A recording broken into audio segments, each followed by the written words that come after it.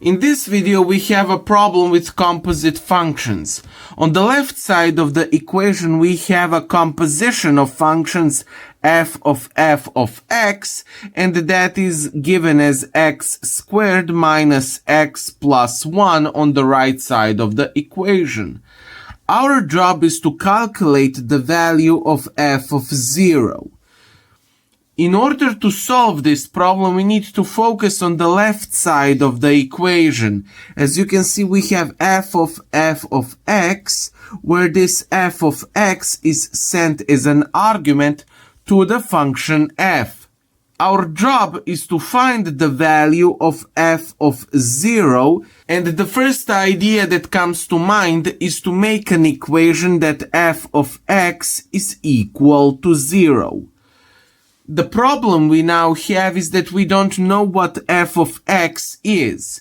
In the given problem, we know exactly what f of x is, but we don't have any information on what f of x is. That means that we can't directly solve this problem f of x is equal to 0. This effectively means that we have to work around this equation. With the problems like this one, it's always a good idea to plug in some specific numbers. Those specific numbers are often 0 and 1, and of course by manipulating the equation you have, you can obtain different sorts of numbers. That is case dependent. Now, what are we going to do with these specific numbers? Well, we are going to plug in them in the given equation, and we are going to see what the output is. So if we plug x is equal to 0 in the equation f of x, well then it becomes f of 0 is equal to 0 squared minus 0 plus 1, and then we have a fact that f of 0 is equal to 1. And if we take the value for x is equal to 1 and we plug it in f of x, we get that f of 1 is equal to 1 squared minus 1 plus 1, which is equal to 1, and that means that f of 1 has the value of 1. Let's introduce a substitution at this point. Let's say that this value that we are interested in, f of 0, which we are trying to find, is y. So our substitution is y is equal to f of 0. We're going to take our starting equation now, f of x is equal to x squared minus x plus 1. And remember that for x is equal to 0, we have obtained the fact that f of 0 is equal to 1. We have introduced the substitution that this f of 0 is equal to y, and that means that f of y is equal to 1. The master move that is going to solve this problem will be taking y and substituting it in the equation which we have started from. Then we have on the left side of the equation f of y, and that is going to be equal to the right side of the equation, which becomes y squared minus y plus 1. We are making this particular move because we are trying to get an equation in terms of a y and solve that equation for y to get that f of 0 value that is our objective. We know that f of y is equal to 1, so the equation is f of 1 is going to be equal to y squared minus y plus 1. As you can see, in order to find the value for f of 0, which we know is y, we need to find the value for f of 1. If you feel that you are stuck now, don't worry, because you're not. Remember that I have told you that we need to plug into our beginning problem some values in order to see where that might lead us to. Those characteristic values were 0 and 1. So let's plug x is equal to 1 into our beginning equation, and as you recall, we have that f of 1 is equal to 1. Now we are going to do everything the same like we did for x is equal to 0. Let's introduce the substitution that z is equal to f of 1. Plug that into our previous equation and we get that f of z is equal to 1. So if we take the value of x is equal to z and we plug that into the equation we have started from, we get that f of z is equal to z squared minus z plus 1. We know that f of z is equal to 1, so we now have the fact that f of 1 is equal to z squared minus z plus 1. Well, what else do we know? We know that z is equal to f of 1, so we have that z is equal to z squared minus z plus 1, and that means that z squared minus 2z plus 1 is equal to 0. Well, that means that z minus 1 squared is equal to 0, and that leaves us with the value for z to be equal to 1. We know that f of 1 is equal to z, and now we know that z is equal to 1. So we have the valuation for f of 1 to be equal to 1. Now we are almost done. Remember that the problem we are solving is f of 1 is equal to y squared minus y plus 1. And we didn't know what f of 1 was.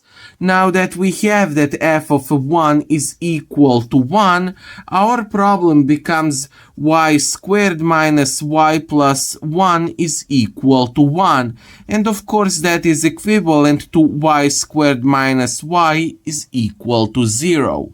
In both of these terms, y is in common, so we can take it outside of the bracket, and we are left with y minus 1 in the bracket, and that is equal to 0.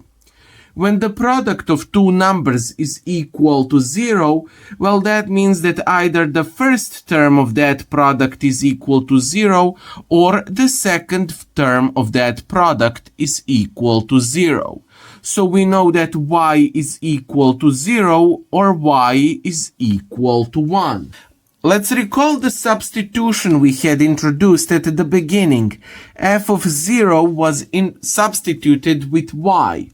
And that means that f of 0 is equal to 0 or f of 0 is equal to 1. Now, I want you to recall the definition of a function. What was the function?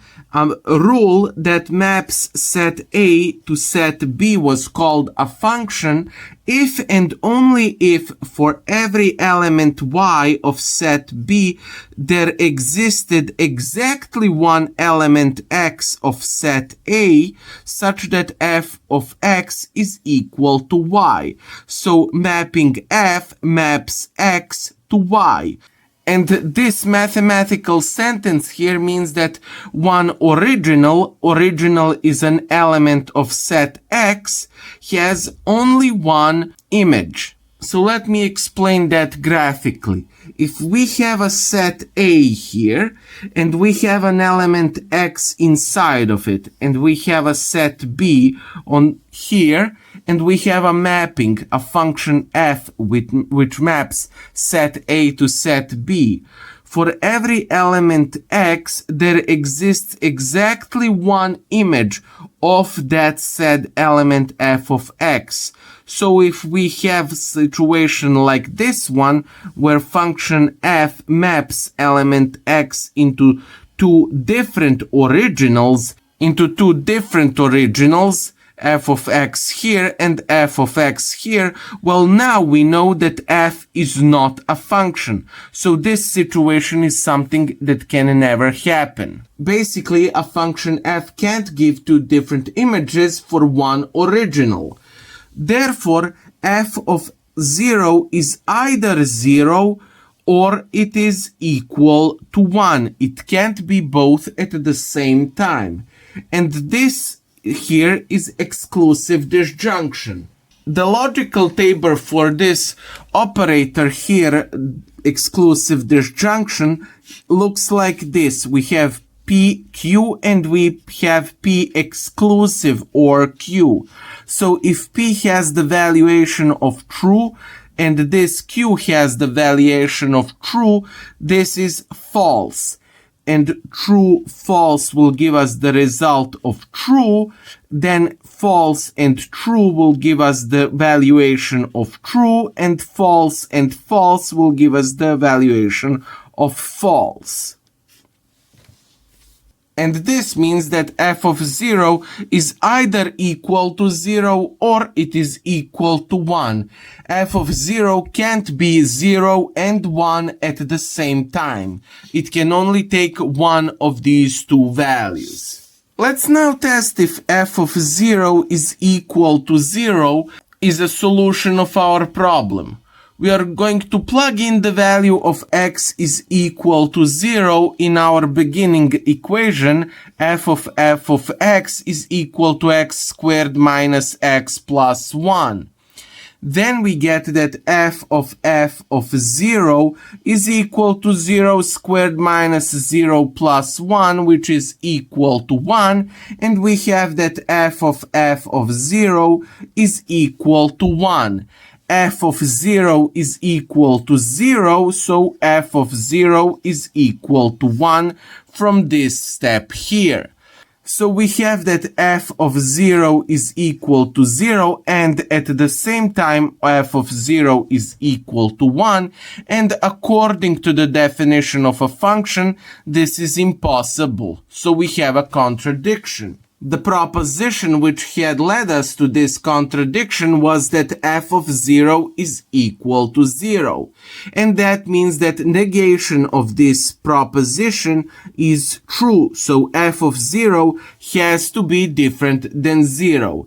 And that leaves us only with the solution from f of 0 is either 0 or it is 1.